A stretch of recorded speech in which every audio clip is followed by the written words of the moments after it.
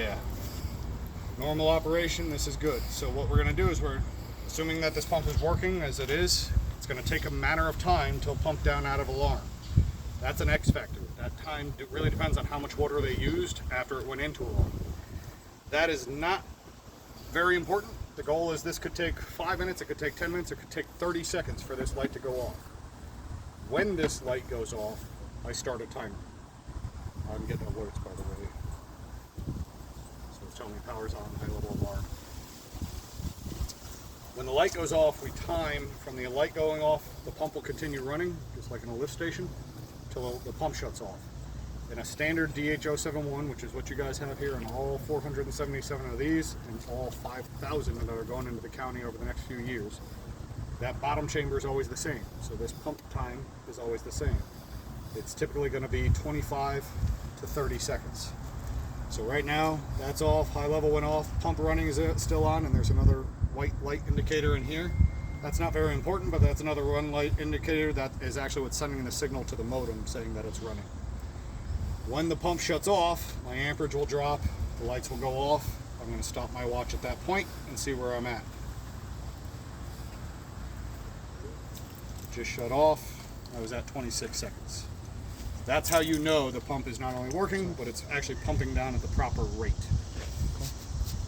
25, 30, 45, all acceptable. Also depends on how much water is still coming in. If the homeowner is in the middle of taking a shower while you're there, it's going to be a little bit longer. You're introducing water to this system.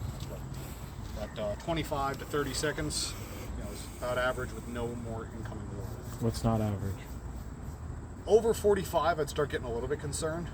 The real goal is that the alarm shuts off, the pump keeps running, and eventually that pump shuts off. The longer that time is, beyond maybe 30, 45 seconds, might tell us that the pump that's in there isn't pumping as efficiently as it could. But as long as it's pumping down and coming out of alarm, it's going to get me through that triage period until I got to get to the next step, which is repairing the pump or coming back and diagnosing deeper. So we always come out, we can get deeper into the system for you, stuff like that. But the main goal, like I said, is just triage, get the customer up and running. At this point, this system is fully operational, ready, no pump running, normal operation. We do have a manual run in here where you can test a pump. That's actually holding down this enter button. So like an HOA switch, but you can't leave it in the H mode. You have to push this down. You hold it, the pump will run. The pump will run as long as you hold this button down. You could hear it if you were close enough. You can see the amperage here. You let it go, it's going to shut off. So the other thing I'm going to show you while you're here is two things. One, how to clear trouble. I'm going to explain to you what that is and why. I'm going to show you how to do this generator setup because this is one of the things that I think Janice was wanting to make sure everyone understood. And there's an automatic transfer switch in here so everything's safe. So clearing trouble. So what that means is when you have an alarm, high level, power loss, these are what are going to actually indicate red alarms. They will clear themselves, as that did. When it pumps down, this will shut off. I will get a text from the system saying high level clear. Everyone's happy at this location.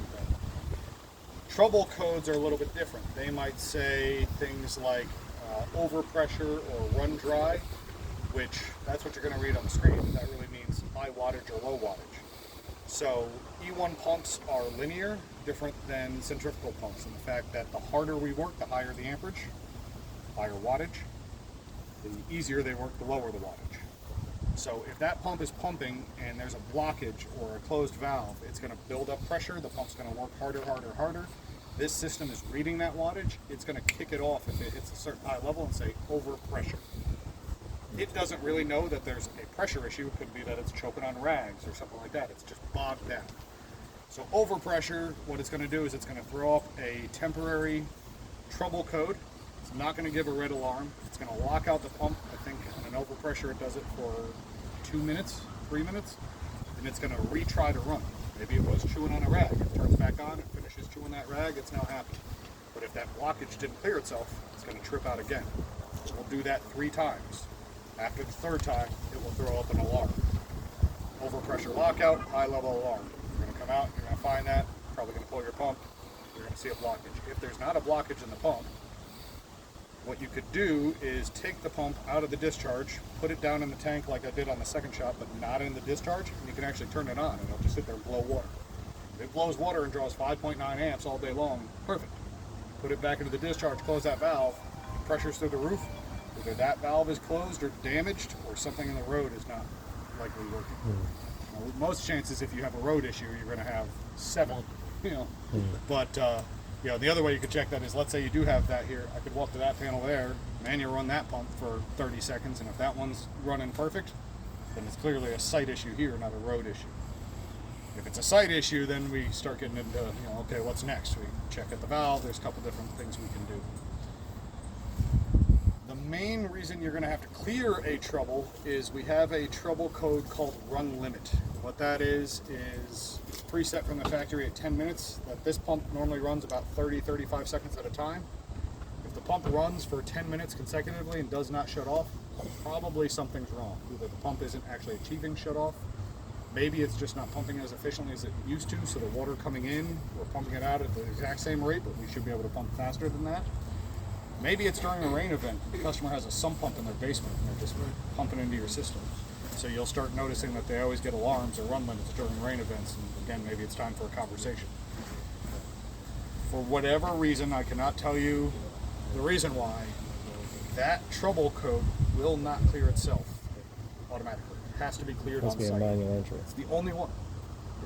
So to clear a trouble code or any trouble, so the first thing I can do, and you wouldn't necessarily have to do this, but if I hit scroll, it will come to trouble history, and I can look at all the troubles I've ever had in alarms. High level is the only one I have right now because we just turned the system on. It might say overpressure, it might say run dry, it might say So this is like a human interface. To clear those troubles, you're just going to hit mode to go to initialize system. I just so happen to know from here it's 6 hits of the scroll button to get to clear trouble. You could read each single one. Dip switch locations, brownout is at 211 volts. Low wattage, if the pump draws less than 470 watts, that's what's going to throw up the run dry code. Okay. High wattage 1750. Cold start, no. Clear trouble, that's where I want to be. I just hit the up or down arrow to change my N to a Y, saying yes. Hit enter. It will say clearing, it'll clear the trouble. Once it says clear trouble again, it's done. I just hit this to go back to normal operation. That's probably the only menu thing you guys may even ever have to do. Aside from that, maybe you're manually running a pump.